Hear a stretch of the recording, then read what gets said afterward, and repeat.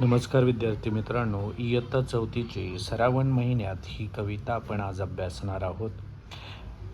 श्रावण महिन्यात होते मोठाच नवल, श्रावण महिन्यात होते मोठाच नवल, सात रंगाचा तोरण कसा आभारी चोवल, सात रंगाचा तोरण कसा आभारी चोवल, श्रावण महिन्यात ढगा ढोल वाजवती, श्रावण महिन्यात ढगा ढोल वाजवती, कर्जात धाकधूक इजा किल्लोर करती, कर्जात धाकधूक इजा किल्लोर करती, श्रावण महिन्यात पाका फुलवते मोर, श्रावण महिन्यात पाका फुलवते मोर, नाच ठाकात माटात संगा धरून लांडोर,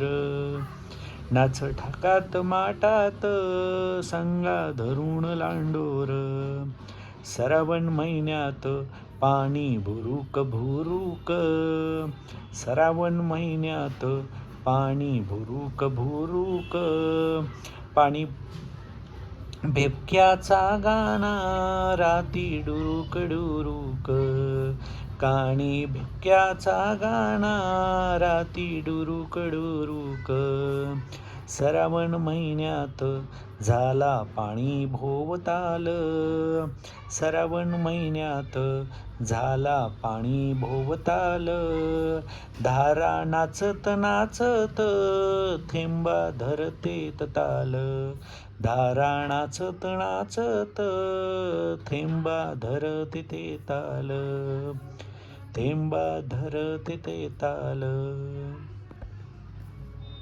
नमस्कार मित्रांनो, श्रावण महिन्यात ही कविता आज आपण पाहत आहोत.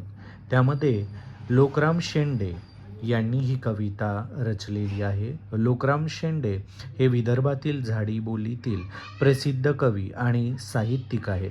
त्यांनी झाडी बोलीतील लोकजीवन, निसर्ग, शेती, पावसाळा, ग्रामीण संस्कृती याचे अत्यंत जीवन चित्रण आपल्या कवितांमधून केले आहे.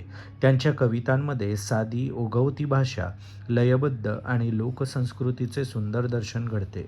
त्यामुळे त्यांच्या कविता लहान मुलांनाही सहज समजतात आणि आवडतात. मग ही झाडी बोलीभाषा नेमकी आहे तरी काय आणि किती प्राचीन आहे हे पाहूया. झाडी बोलीभाषा ही मराठीच्या जुन्या बोलीभाषांपैकी एक मानली जाते. ती अनेक शतकांपासून, सुमारे 400 ते 500 वर्षापासून अधिक काळ लोकजीवनात प्रचलित आहे.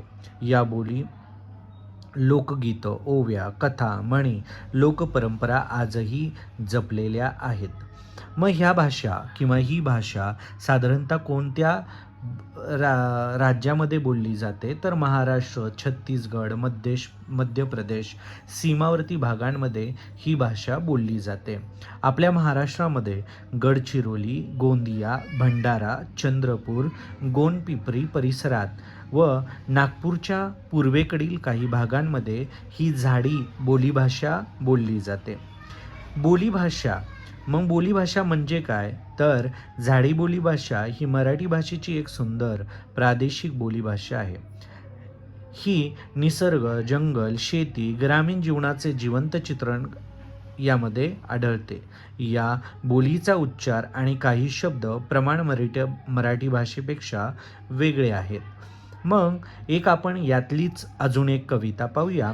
पाऊस आला.